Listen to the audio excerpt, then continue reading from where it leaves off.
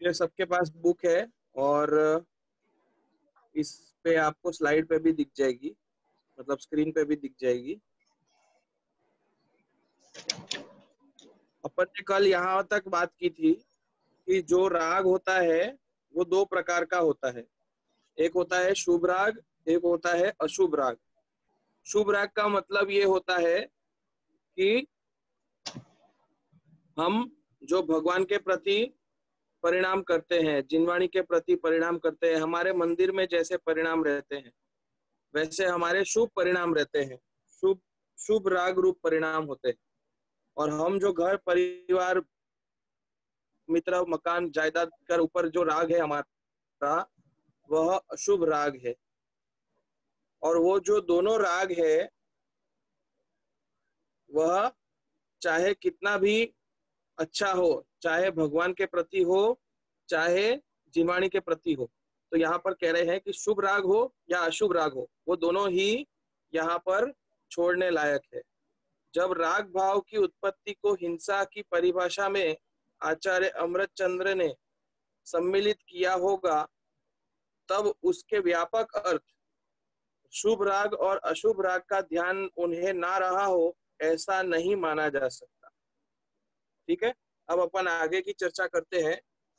अहिंसा की सच्ची और सर्वोत्कृष्ट परिभाषा आचार्य अमृतचंद्र ने दी है कि राग भाव किसी भी प्रकार का हो वह हिंसा ही है।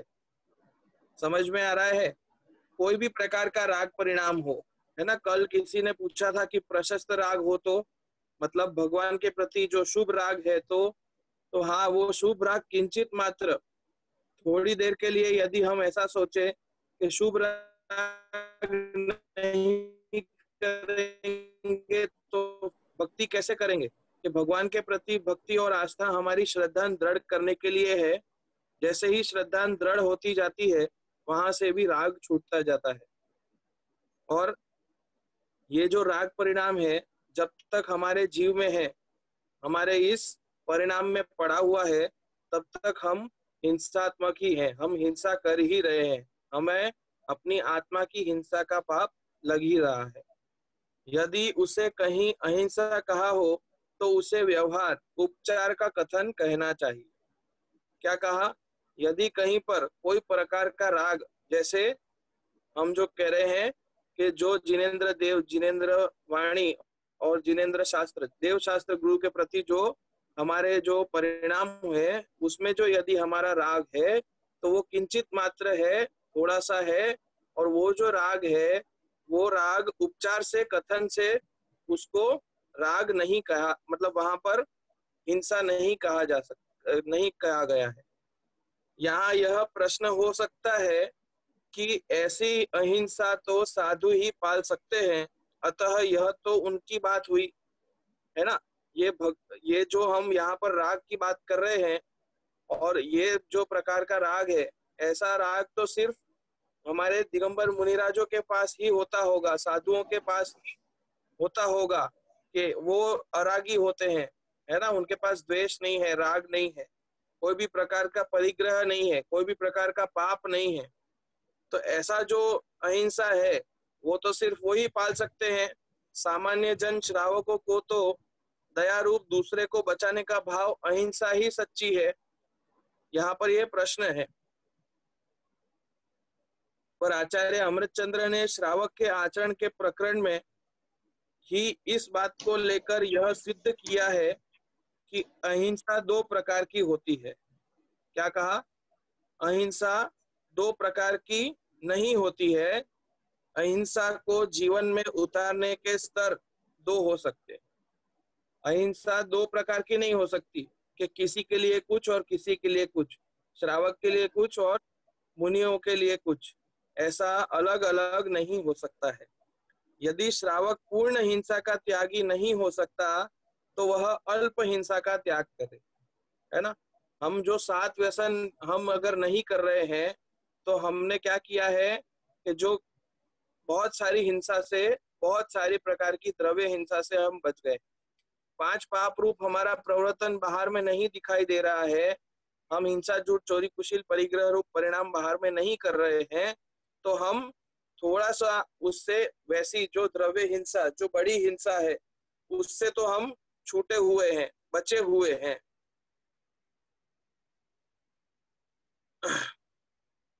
पर जो हिंसा वह छोड़ ना सके, पर जो हिंसा वह छोड़ ना सके, उसे अहिंसा तो नहीं माना जा सकता, है ना।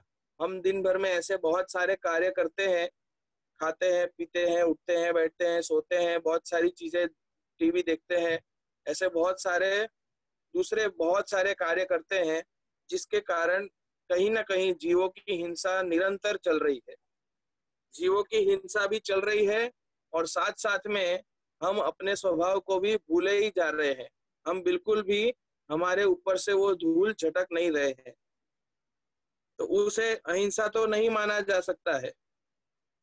लेकिन हम उससे जितना बच सकते हैं, उससे हमें बचना चाहिए।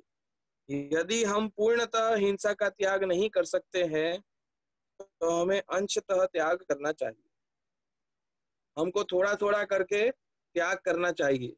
इसीलिए श्रावक के जो व्रत हैं, है ना, उसमें से और जो आवश्यक हैं, तो आवश्यक और व्रतों को पालन इसीलिए करना चाहिए ताकि हम थोड़ा थोड़ा करके इसको छोड़ते जाएं, और छोड़ते छोड़ते हम एक दिन उससे हमारा परिणाम अच्छा होता जाए, और एक दिन ऐसा आए कि जिस दिन हम पूर्ण अहिंसात्मक हो जाए। शुभ राग राग होने से हिंसा में आता है, और उसे हम धर्म माने, यह तो ठीक नहीं। जो हम पूजन आदि का कार्य करते हैं, भक्ति आदि का कार्य करते हैं, और ऐसे आपने देखा होगा बहुत से लोग 3-3, 4-4, 5-5 घंटा भक्ति करते हैं, पूजा करते हैं, और वहां पर अपने आप को धर्मात्मा मानने लगते हैं। ऐसे बहुत से जीव मिलेंगे, ऐसे बहुत से लोग मिलेंगे जो बिना मंदिर जाए कुछ भी नहीं खाते पीते हैं, 10-11 बजे तक मंदिर में पूजा करते रहते हैं। लेकिन जब पूजा की बात आवे, या फिर प्रवचन की बात आवे, भगवान की बात सुनने की बात आवे, या फिर इसको प्रैक्टिकली लाइफ में उतारने की बात आवे, तो उनकी लाइफ में कहीं पर भी नहीं दिखाई देता। तो यहाँ कह रहे हैं कि ये जो हम शुभ राग में धर्म मान रहे हैं, यह बात बिल्कुल भी ठीक नहीं है। प्रक्षाल, कुछ पूछना है?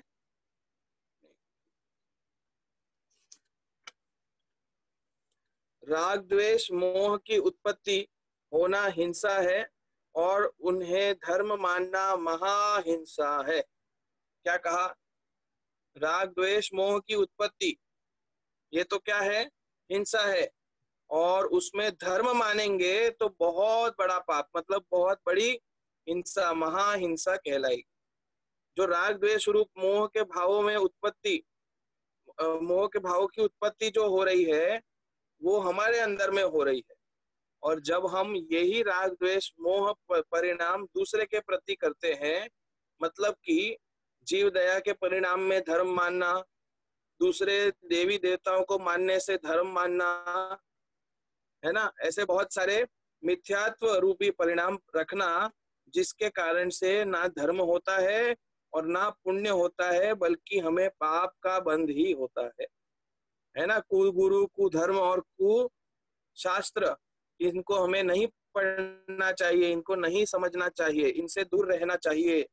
इनके प्रति कोई भी प्रकार का हमें ऐसा नहीं लगना चाहिए कि एक बार तो हम सोच ले हमारे भगवान तो कुछ देते नहीं है, शायद वो देते होंगे, कि नहीं, यहाँ पर ऐसा कोई सिस्टम नहीं है। कोई किसी को लेता देता नहीं है, कोई किसी से कुछ ले नहीं सकता है।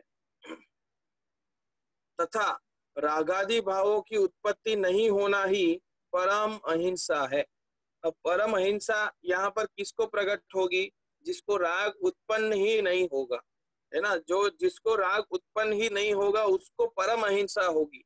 लेकिन हमारे जैसे जीव जो अभी पूर्ण ज्ञानी नहीं है, पूर्ण सुखी नहीं है, हम लोग वीतरागता को प्राप्त नहीं है, हम लोग रागी है, घर में गृहस्थ है, श्रावक है, तो गृहस्थ श्रावक की अवस्था में हमें अपने जीव को जितना अहिंसात्मक बना सकते हैं, जैसे कल एक उदाहरण दिया था कि हम एक जगह पर रूम में बैठे हैं, और वहां पर यदि एक पंखे की जरूरत हो तो एक ही पंखा चलना चाहिए, अंदर के रूम में कोई नहीं बैठा हो तो पंखा बंद कर देना चाहिए, लाइट बंद कर देनी चाहिए। जितनी लाइट कम, लाइट और पंखा हम लोग बचाएंगे उसमें, तो उसमें जीवों की हानि कम होगी, कम जीवों का वहां पर मरण होगा, कम जीवों की हिंसा होगी। और जितना हम ऐसे अपने आप को बचाते जाएंगे, वैसे वैसे हमारी वृद्धि होती जाएगी, हमारे परिणाम अच्छे होते जाएंगे। और और रागादि भावों को धर्म नहीं मानना ही अहिंसा के संबंध में सच्ची समझ है। अब यहाँ पर समझना है कि हम जो दिनचर्या पाल रहे हैं, हम जो पानी छान करके पी रहे हैं, हम जो रात्रि भोजन का त्याग कर रहे हैं, 5 औदुंबर फलों का त्याग कर रहे हैं, मध्यमास मधु का त्याग कर रहे हैं, और ऐसे अनेक प्रकार के ऐसे जितने भी परिणाम जितने भी कार्य हैं जिसमें हम पापी ना हो करके, पापी ना हो करके और उसमें से हम अपना जीव को बचाना चाहते हैं, अहिंसात्मक जीवन पालना चाहते हैं, और जितना भी हम कर रहे हैं उसमें हिंसा नहीं हो रही है, लेकिन फिर भी यहाँ कह रहे हैं कि धर्म नहीं मानना चाहिए। ये जितना हो रहा है ये हमारा कर्तव्य है, प्रत्येक जीव का कर्तव्य है, प्रत्येक जीव का जीवन ऐसा ही होना चाहिए। अगर हमें अहिंसात्मक जीवन जीना है तो उसके लिए यह सबसे पहली सीढ़ी है, जैन के सबसे मूल सिद्धांत है, जैन के सबसे मूल आवश्यक है, और जैनी श्रावक के सबसे मूल गुण और उसके व्रत हैं। यहाँ यह प्रश्न उठ सकता है कि तीव्र राग तो हिंसा है, पर मंद राग को हिंसा क्यों कहते हो? है ना, हम किसी के प्रति बहुत तीव्र राग रखें, है ना, और उसके प्रति तीव्र राग करने के कारण से आप कह रहे हो कि हिंसा हो रही है, आपको हिंसा का पाप लग रहा है। लेकिन मंद राग यदि रखा जाए, मतलब सभी जीवों के लिए हम ऐसा सोचें कि हमें किसी से राग द्वेष नहीं है, हम साम्य परिणाम से रह रहे हैं, हमें ऐसा लगता है कभी कभी कि हमारे बहुत मंद कषाय है, बहुत ही हमारी कषाय जो है वो बहुत ही कम है, लेकिन यहाँ पर कह रहे हैं कि मंद राग भी हिंसा है। पर बात यह है कि जब राग हिंसा है तो मंद राग अहिंसा कैसे हो सकती है, कैसे हो जाएगा? वह भी तो राग की ही एक दशा है ना। जैसे यदि पानी गंदा है तो क्या हम उसको पी सकते हैं कि नहीं? नहीं पी सकते हैं। बहुत गंदा है तो नहीं पी सकते हैं, और थोड़ा कम गंदा हो तो, थोड़ा सा मैला हो तो, एकदम ट्रांसपेरेंट ना हो करके थोड़ा सा ओपेक हो तो, या फिर थोड़ा सा उसमें मिट्टी के कण दिखाई दे तो क्या हम उसको पी सकते हैं क्या? कि नहीं, उसको नहीं पी सकते। हमें उसको पीने के लिए एकदम स्वच्छ करना पड़ेगा। वैसे ही इस जीव को, आत्मा को सुखी बनाने के लिए ये राग और द्वेष और मोह रूप परिणाम को शून्य करना पड़ेगा, खत्म करना पड़ेगा। तो इसके लिए क्या करें कि उसके पीछे डंडा लेकर के भागे क्या? कि नहीं, राग और द्वेष रूपी परिणामों के पीछे नहीं भागना है, हमें अपने आप को वीतरागता की तरफ मोड़ना है। भगवान की तरफ देख करके हमें क्या हाथ जोड़ करके बोलना है कि नमोकार मंत्र बोलना है। तो नमोकार मंत्र बोलने से क्या भगवान बहुत प्रसन्न हो जाएंगे? कि नहीं, भगवान प्रसन्न नहीं होंगे। नमोकार मंत्र बोलने के साथ साथ हमें उनके स्वरूप का भी ख्याल निरंतर आना चाहिए। हम यदि भगवान के सामने खड़े हैं मंदिर में और आंख खोल करके भगवान को देख रहे हैं, तो भगवान को देख करके क्या क्या क्या सोचना चाहिए? कैसा हमें हमें क्या लगना चाहिए? हमारे परिणाम कैसे होने चाहिए? कि भगवान जैसे हाथ पे हाथ धर करके बैठे हैं, वैसे ही मैं भी हाथ पे हाथ धर करके बैठ जाऊं, मैं भी उनकी तरह ध्यान में मग्न हो जाऊं, मैं भी उनकी तरह सभी राग द्वेष मोह आदि अनेक विकारी परिणामों से दूर हो जाऊं। ऐसा मेरे अंदर में परिणाम होना चाहिए, ना कि हम भले वहां पर पंच नमस्कार मंत्र, नमोकार मंत्र बोलने से पांचों परमेष्ठियों को नमस्कार जरूर कर रहे हैं, लेकिन नमस्कार करते करते हमें उनका स्वभाव, उनका जो ज्ञान है, उनका जो ध्यान है, वो ध्यान में रखना चाहिए। उनका स्वभाव यदि ध्यान में नहीं रहेगा तो उनको नमस्कार करने का कोई भी मतलब नहीं।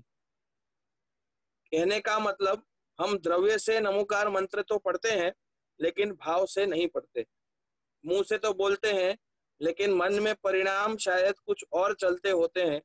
जल्दी जाना है, स्कूल पहुंचना है, ऑफिस जाना है, नीचे कोई वेट कर रहा है, गाड़ी कोई उठा के ले जाएगा तो, चप्पल उठा ले जाएगा तो, ऐसे अनेक प्रकार के बहुत सारे विकारी परिणाम हमारे अंदर में आते रहते हैं। और शायद अपन ये अगर सोचें तो शायद हमें पूरे दिन भर में, जब हम मंदिर में जाते हैं 10 मिनट के लिए मंदिर में जाते हैं और 10 मिनट में हम दर्शन करके तुरंत बाहर आ जाते हैं, है ना। हम शिखर जी के पहाड़ पर बहुत बार गए होंगे, आप में से बहुत से बच्चे गए होंगे, और शिखर जी के पहाड़ पर चढ़ने से ज्यादा इम्पोर्टेंट ये हो जाता है कि कौन सबसे जल्दी उतरा नीचे, सबसे नीचे सबसे जल्दी कौन आया। कि सबसे जल्दी आने के लिए गए थे ऊपर तो फिर नहीं जाते, सबसे फर्स्ट आप ही रहते, है ना। पीछे से फर्स्ट कहते हैं ना कि जो लास्ट होता है वो भी फर्स्ट होता है, कि हाँ पीछे से फर्स्ट तो होता ही है। तो इसलिए क्या हम ऊपर गए थे कि नहीं, इसलिए ऊपर नहीं गए थे। यदि आप दर्शन करने के लिए ऊपर गए थे, यदि आप भावनात्मक अपने जीव का उद्धार करने के लिए, उन भगवान को देखने के लिए जो जहां पर तप किया जिनने, और वहां से उनने मोक्ष उनका निर्वाण हुआ, तो वो भूमि को स्पर्श करने से क्या हमारे पाप धुल जाएंगे, है ना। बहुत से लोगों को आप देखोगे कि एक बार जब हम जाते हैं तो वो कंटिन्यूस 3 दिन तक उसकी वंदना करते हैं, 11 दिन तक कंटिन्यूस वंदना करते हैं। तो 3 दिन और 11 दिन वंदना करने से क्या हमारे पाप धुल जाएंगे क्या?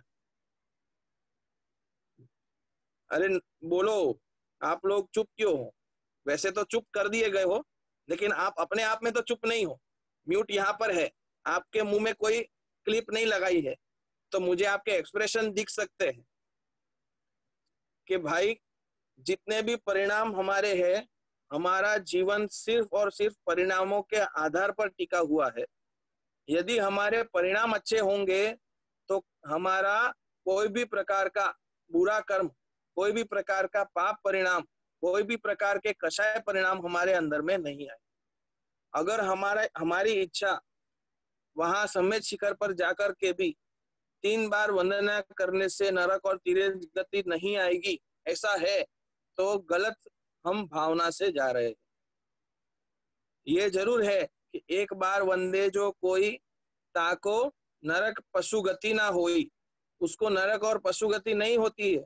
लेकिन कौन कैसी वंदना करने से, शारीरिक वंदना नहीं करनी है, हमें तो भाव पूर्वक वंदना करनी है।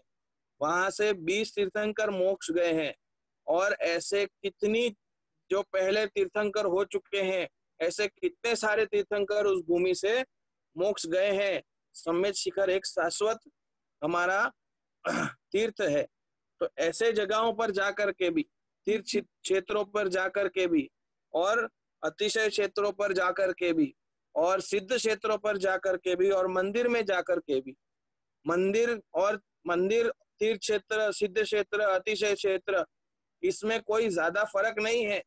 कहीं पर भी जाओ हमको भगवान की मूर्ति ऐसी की ऐसी ही दिखेगी। उनकी जो मुद्रा है वह सब जगह पर सेम ही है। हम सिद्ध क्षेत्र पर जाएंगे तो ज्यादा पुण्य बंद होगा, इसलिए यदि हम सिद्ध क्षेत्र पर जाएंगे तो पुण्य का पता नहीं, लेकिन पाप का बंद जरूर होगा, है ना। हमारा उद्देश्य क्या है, हमारा उसके पीछे मानना क्या है, हमारा उसके पीछे का भाव क्या है, ये चाहे कोई नहीं समझता है।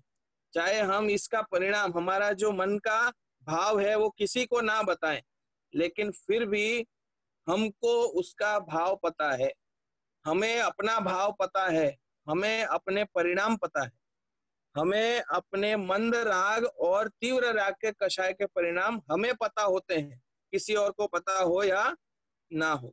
हमारे ये परिणाम अंदर अपने मन में, अपने ज्ञान में तो आते हैं। और इसलिए कहते हैं कि चाहे वह राग मंद हो, चाहे वह राग तीव्र हो, चाहे वह भगवान के प्रति का राग हो, चाहे वह, है ना। बहुत से लोगों को ऐसा भी राग होता है कि नहीं, हम तो आदिनाथ और महावीर के ही पूजन करेंगे, हम दूसरे किसी भगवान की पूजन नहीं करेंगे।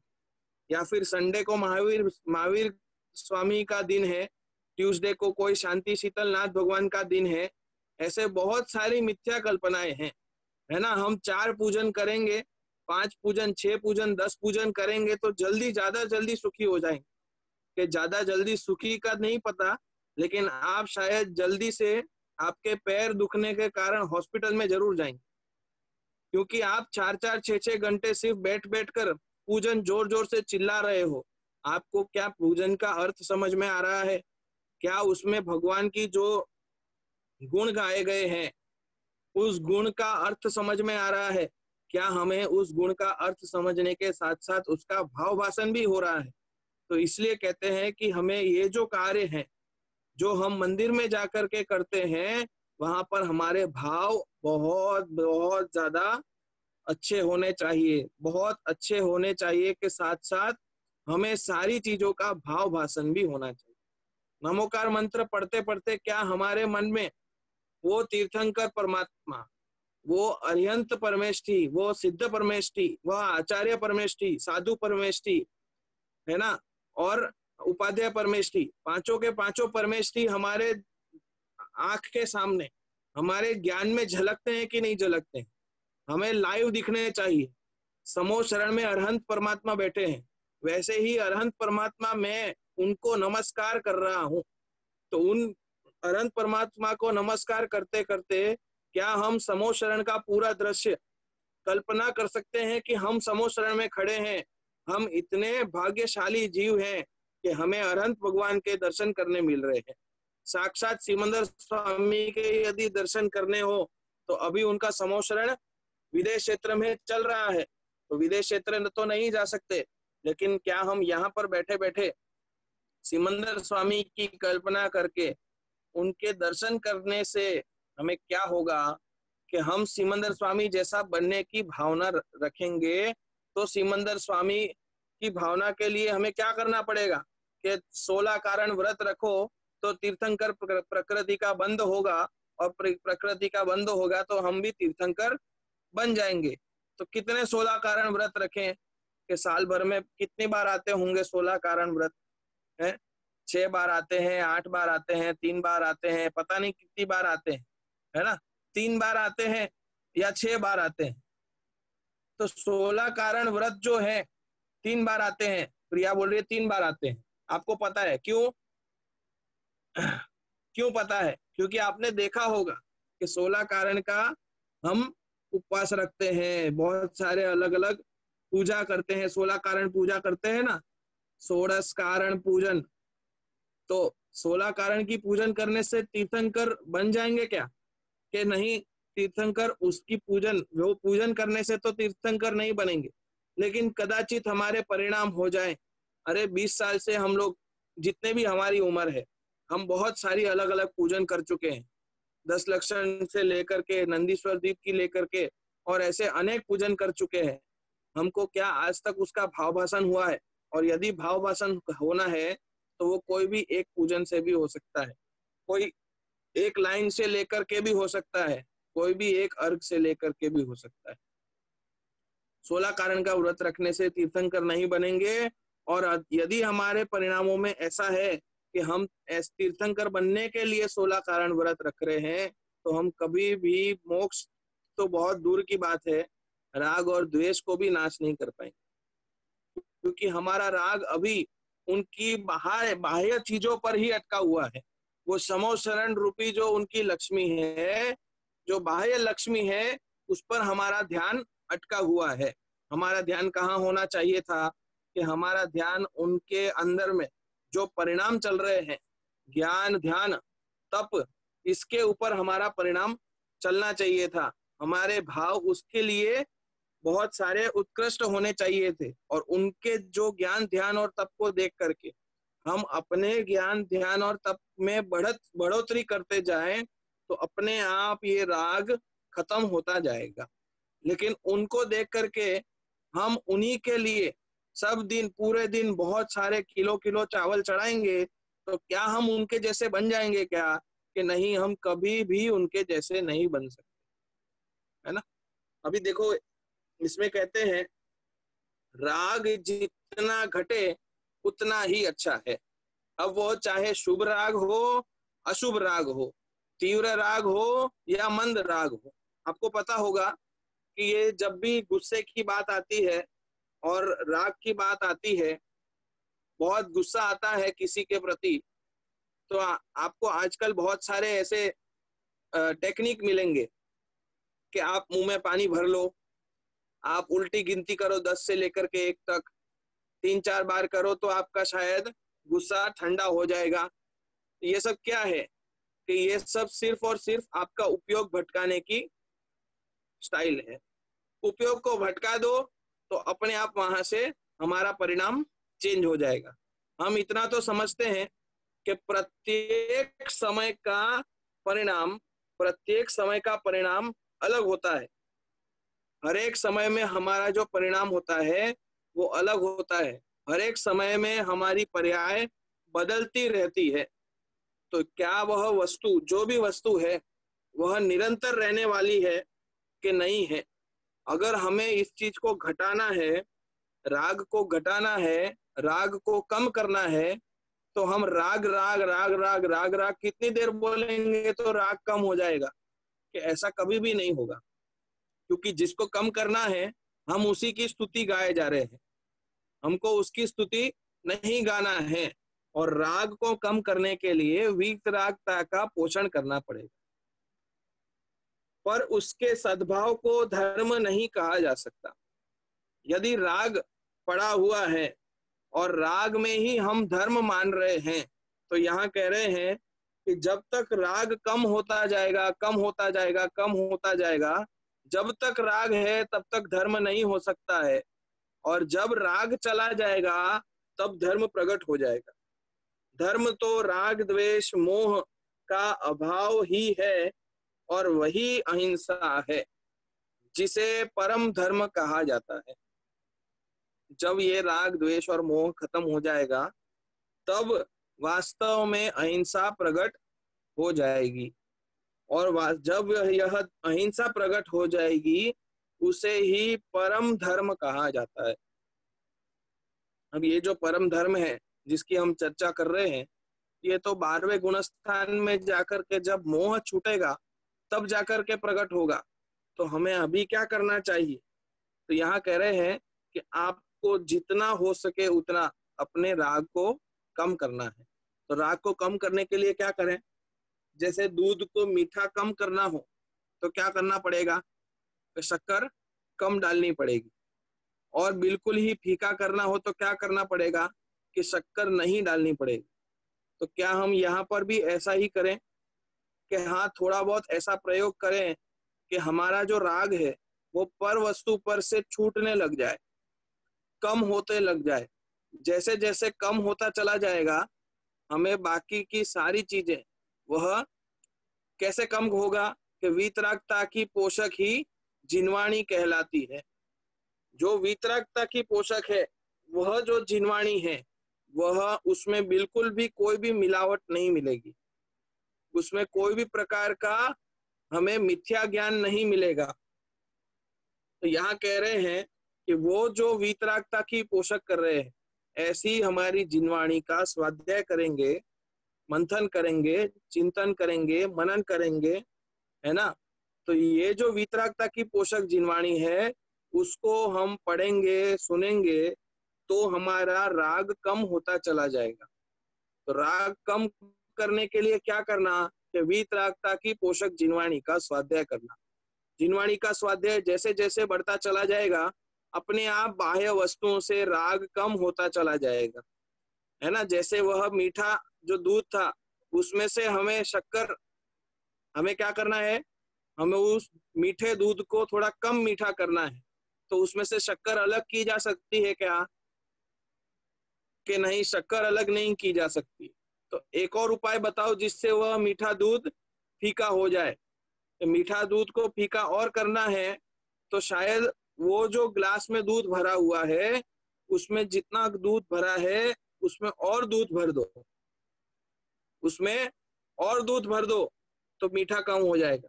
और कम करना है तो क्या करना पड़ेगा कि और वीतरागता बढ़ा दो तो अपने आप राग कम हो जाएगा, और वीतरागता बढ़ा दो तो अपने आप राग और कम हो जाएगा। और एक टाइम ऐसा आएगा कि जब पूर्ण वीतरागता हो जाएगी और संपूर्ण राग का ऑटोमेटिक नाश हो जाएगा। तब क्या होगा कि वह जो दूध है वो वापस फीका हो जाएगा। अभी अपन को ये अहिंसा का पाठ हमारा पूरा पूरा हो चुका है। अब अभी तक अपन ने 2 पाठ पूरे पढ़े हैं।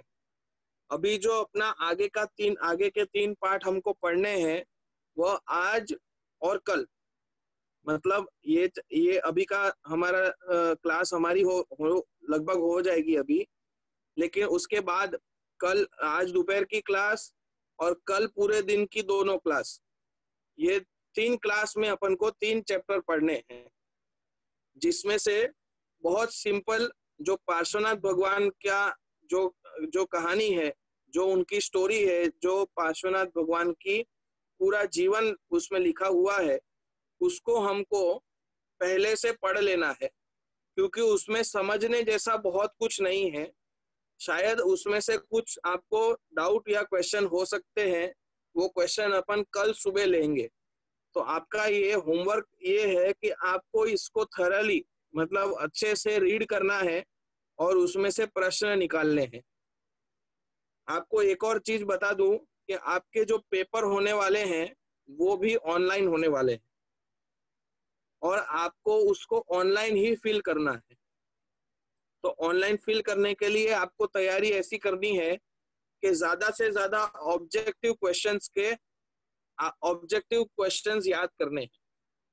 ऑब्जेक्टिव क्वेश्चंस में एक 1 लाइन, मतलब एक शब्द का आंसर, आपको ऑप्शंस देंगे हम, उसका आंसर। तो ऐसे पूरा पेपर का फॉर्मेट है।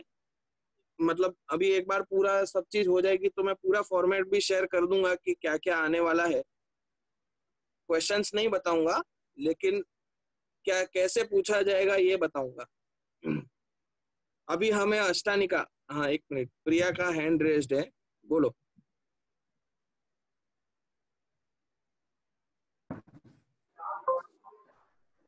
बोलो प्रिया। भैया जी, हम दो एक साथ पढ़ रहे हैं, एक टाइम पे कैसे पेपर देंगे? दोनों बहनें एक साथ पढ़ रहे हो, एक साथ कैसे पेपर देंगे?